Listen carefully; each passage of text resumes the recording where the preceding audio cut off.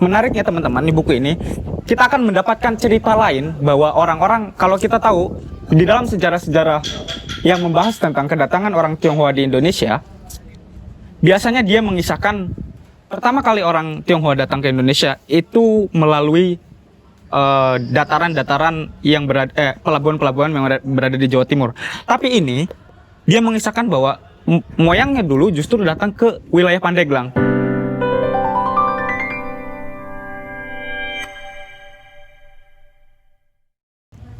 Halo, balik lagi di review buku. Lebih tepatnya enggak sih, sebenarnya kita ngobrol-ngobrol buku ya. Sebelum kita masuk ke buku ini, bukunya judulnya Bintang Polaris. Penulisnya adalah Yanshi, Y-A-N-S-H-I, Yanshi. Siapa dia? Mungkin kalau kalian pernah dengar nama penulis yang bernama Su Chen Marching, ini yang nulis adalah ibunya.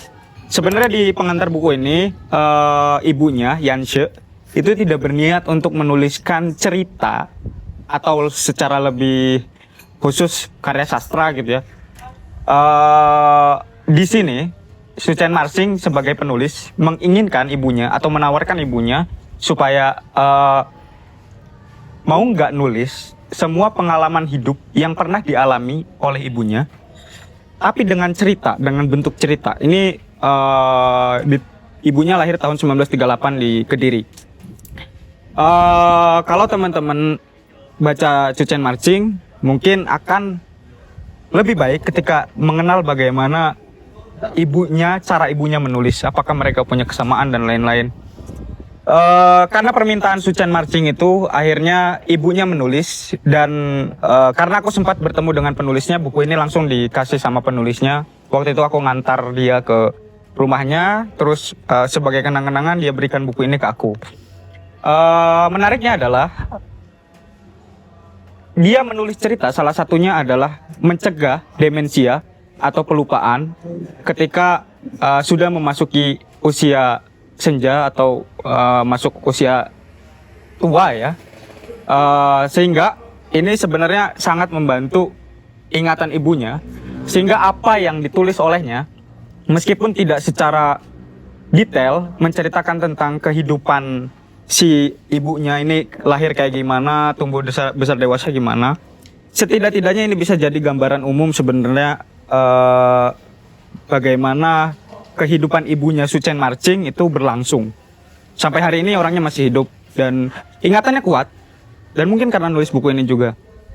Ceritanya adalah tentang Huang Biun. Huang Biun ini adalah seorang yang tumbuh besar dan konsisten di dunia pendidikan. Dia menganggap bahwa guru adalah salah satu jenis pekerjaan yang kurang lebih perannya adalah sama seperti insinyur. Bedanya kalau insinyur membangun bangunan, guru membangun insinyur jiwa manusia. Itu yang dibahasakan oleh si penulis sih. Kalau kalian mendengar kata Huang Biun, itu pasti langsung ngeh sama seperti nama penulis, yaitu anaknya Su Chen Marching. Dia berasal dari keturunan Tionghoa. Dia menceritakan dalam buku ini, di bagian-bagian awal, itu kisah tentang bagaimana buyutnya bisa sampai ke Nusantara. Menariknya adalah, waktu itu dikisahkan di abad-abad mungkin sekitar 3-5 Masehi, itu konstruk cerita di bab pertama adalah menceritakan bagaimana orang-orang di Wang Denzi, nama buyutnya Wang Denzi, dia tumbuh besar di daerah pesisir.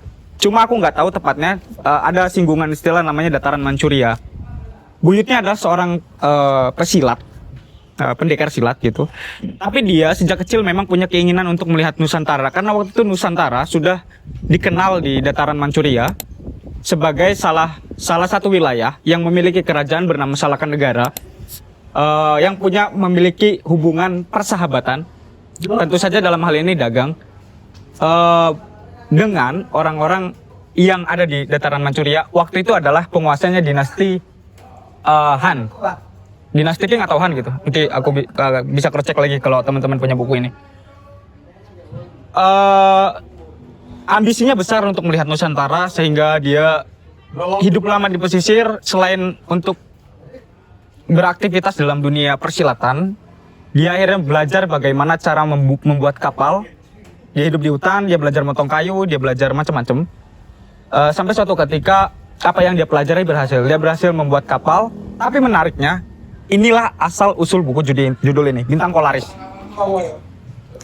Bintang Polaris di dataran Manchuria adalah rasi bintang di bagian utara yang bisa dilihat oleh siapapun yang berada di pesisir. Jadi, mereka yang ingin berangkat ke Nusantara, waktu itu memang sudah ada kompas ya. Kita tahu peradaban Cina sudah mengenal kompas sejak abad 2 Masehi. Meskipun waktu itu kebutuhan kompasnya lebih mengarah pada kebutuhan astrologi, bukan petunjuk jalan berlayar. Karena sebagian besar waktu itu pelayar masih menggunakan rasi bintang. Nah, Huang Denzi ini berasumsi bahwa kapal yang udah jadi akan kita gunakan berlayar ke Nusantara, pulau impiannya yaitu pulau yang berada di utara dataran Manchuria. Kemudian dia pergi, sampailah di, menariknya teman-teman, di buku ini kita akan mendapatkan cerita lain bahwa orang-orang, kalau kita tahu di dalam sejarah-sejarah yang membahas tentang kedatangan orang Tionghoa di Indonesia, biasanya dia mengisahkan pertama kali orang Tionghoa datang ke Indonesia itu melalui dataran-dataran yang berada, pelabuhan-pelabuhan yang berada di Jawa Timur. Tapi ini dia mengisahkan bahwa moyangnya dulu justru datang ke wilayah Pandeglang. Pandeglang itu Banten di bagian selatan ke atas dikit tuh apa ya namanya? Nah, Pandeglang. Dia menceritakan bahwa buyutnya datang ke Pandeglang.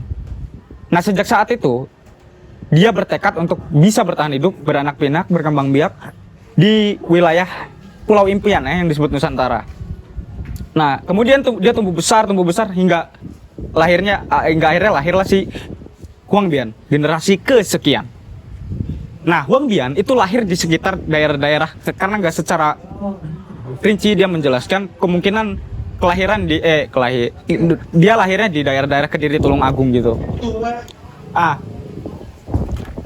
Itu di bab pertama. Kemudian berlanjut kisahnya ketika dia tumbuh besar, dia melihat pertama kali apa yang dia saksikan adalah Jepang datang dengan membawa senjata. Dia istilahnya fasis Jepang ya. Disitulah mulai banyak konstruk cara pandang hidup yang berubah soal bagaimana Nusantara ini dihuni oleh banyak etnis gitu. Kemudian itu berlanjut sampai akhirnya Huang Bian tumbuh besar menjadi seorang guru. Nah, menariknya pembabakan cerita ini itu tidak hanya menceritakan bagaimana proses Huang Bian menjadi guru. Babak pertama adalah babak kedatangan moyangnya. Babak kedua adalah babak bagaimana dia tumbuh besar sebagai orang Tionghoa yang sudah merasa dirinya sebagai orang Indonesia, sebagaimana etnis-etnis lain yang berada hidup di sini, dan merasa bahwa dirinya bagian dari Indonesia. Kemudian dia lahir, tumbuh, menjadi seorang guru di masa kemerdekaan dan lain-lain.